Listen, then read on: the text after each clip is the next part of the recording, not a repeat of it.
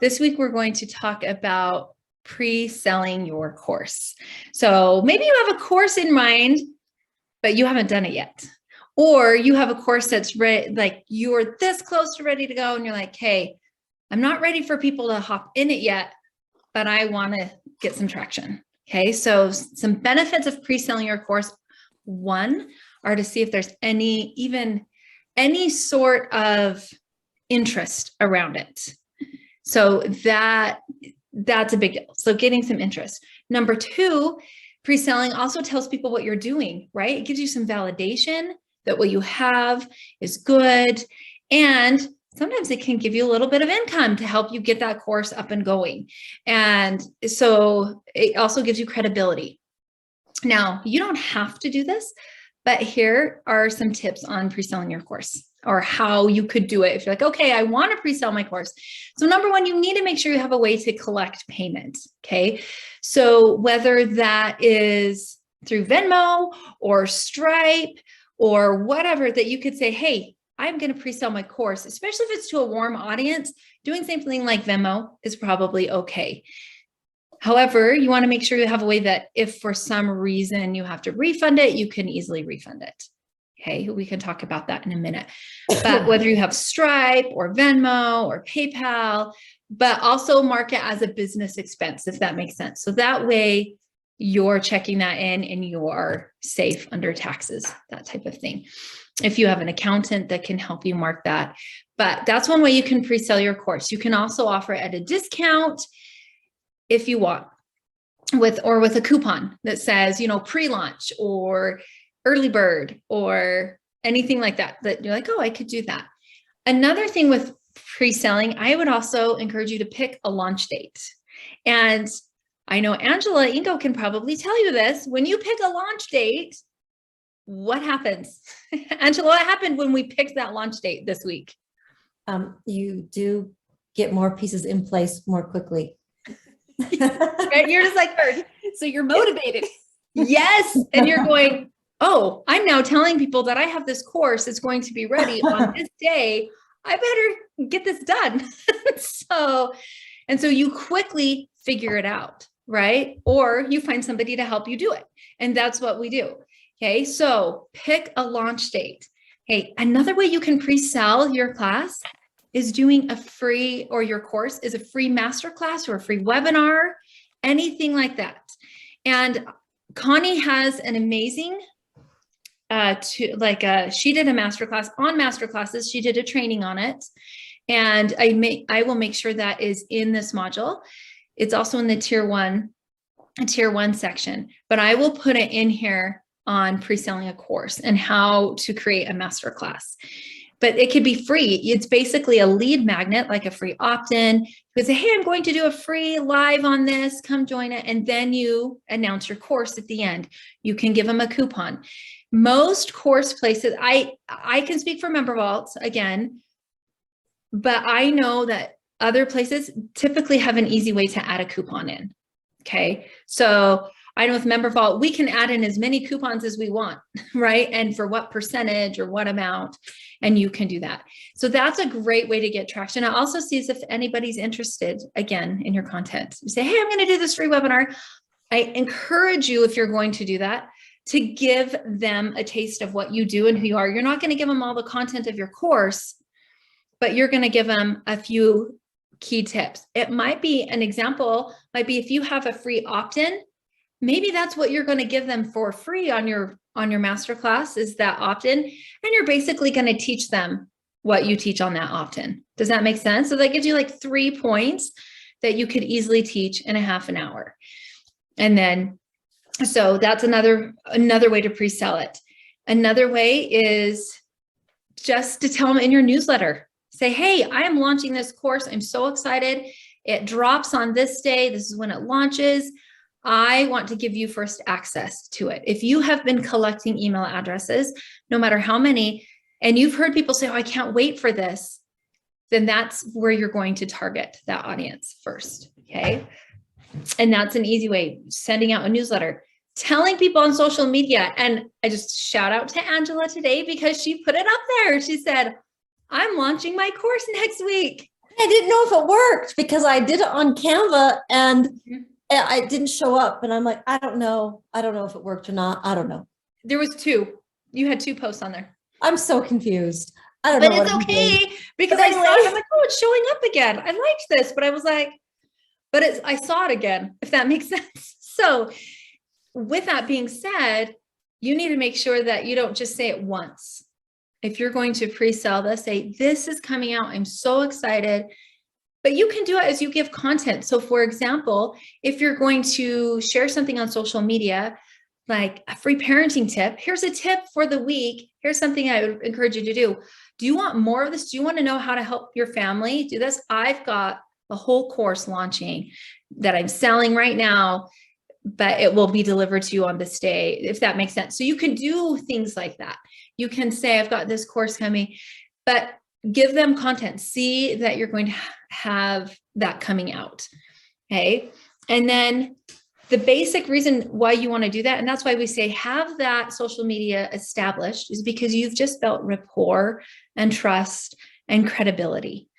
It's okay. Also, another way is to maybe set out a sequence of what you want to do. One, you're going to say, hey, I'm doing this course. Yay.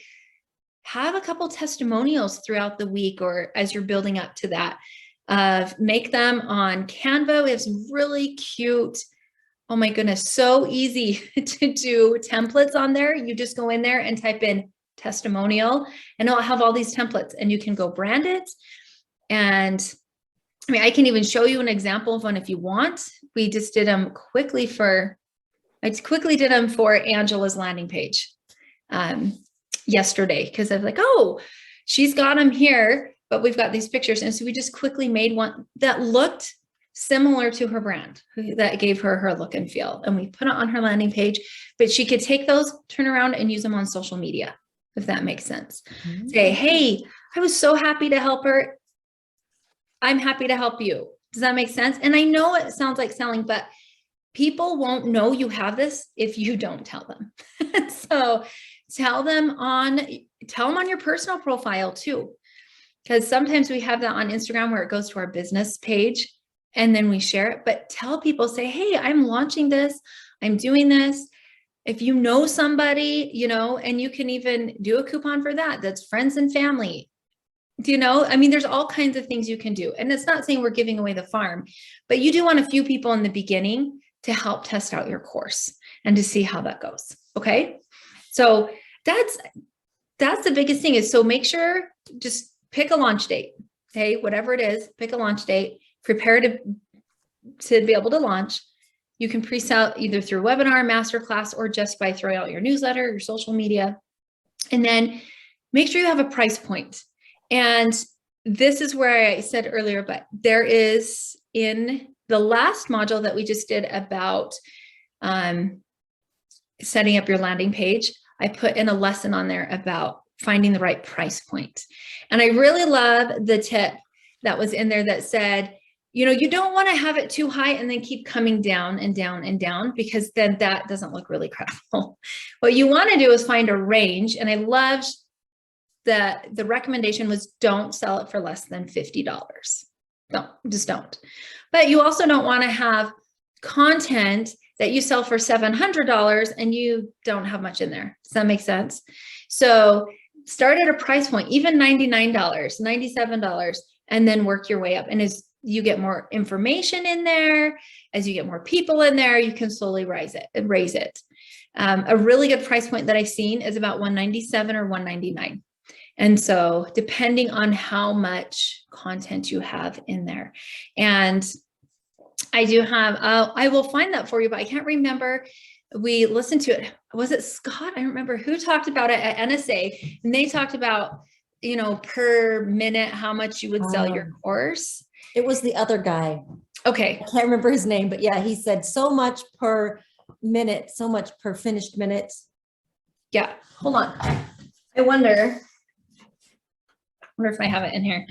I always keep my notes handy because we did this last year where we had an NSA thing, and I'm wondering if it's in here. But he talked about that and he said this much time. I'll have to find it. But but this is about how much that we do. Yes, Angela, please share. So where did you say you said that in one of the videos that you did, you talked about price point? Which video was that? Oh, I put it in a lesson. It's actually a Thinkific. And A new one that you put in. I Okay. put it in this morning. So if Oh, you go into it's week 5 under prepare for launch, there's a lesson under there called setting your price points. okay. And then you said before that the new ending was 7s instead of 9s. What is it, like 3788, or is it 35797, or I don't know. Yeah. You said something like I that. usually I have no idea. I just do like $37, $39, and that's going to change, right? Okay. Part of it is because, I mean, it's a mental game, right? If you tell me a course is $99, my brain's going to go to 100, right? Right. If you tell me a course is 119, do you see it like it shifts? It depends on your audience and what they're looking for, but it also depends on the quality of your content and how much you have in there. Mhm. So if you're going to charge, make sure that your content, your quality and your credibility. So where if you've established credibility and each of one of you on here has, whether it's years or time of experience or or you have a podcast and it's been running, that adds credibility. If you've got this course that has credibility from the founder and do you know what I mean? You've got all of these pieces have credibility. Does that make sense? The thing that's going to add credibility are testimonials. And now a way that you can do that to get testimonials, even before you have somebody who is in your course and can give you that, simply ask them. Ask somebody that you've helped, ask somebody that you've coached, ask somebody who's done one of your things and say, would you just write a sentence that says, oh, I'm so thankful for what you helped me do.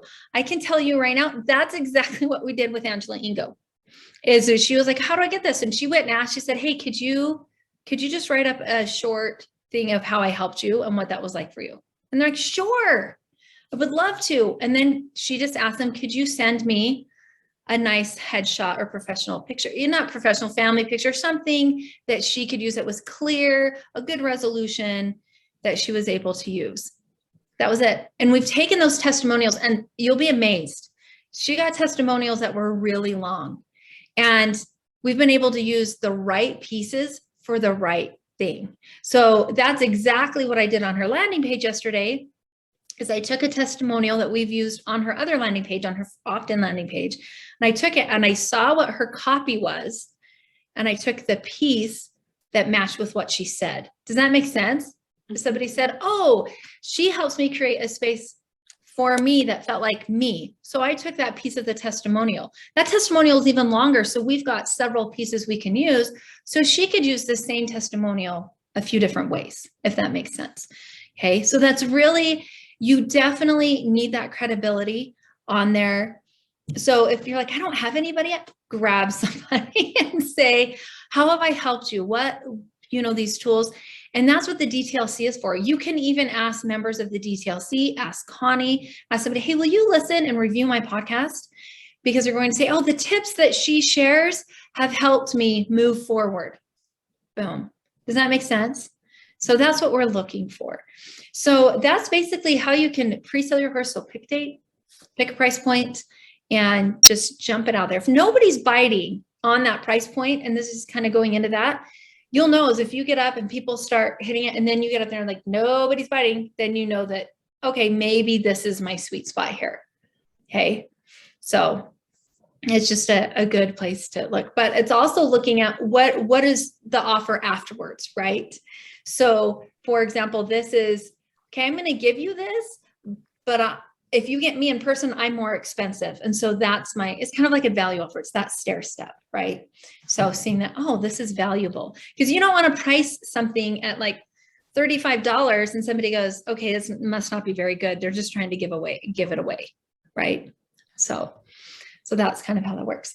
Okay. Any questions on that, on pre-selling or picking your price point, or any insight that you've had or seen or learned? I have a quick question. Connie had mentioned, like for my course, to list it at $297 and have $100 coupon, that's a third of it off.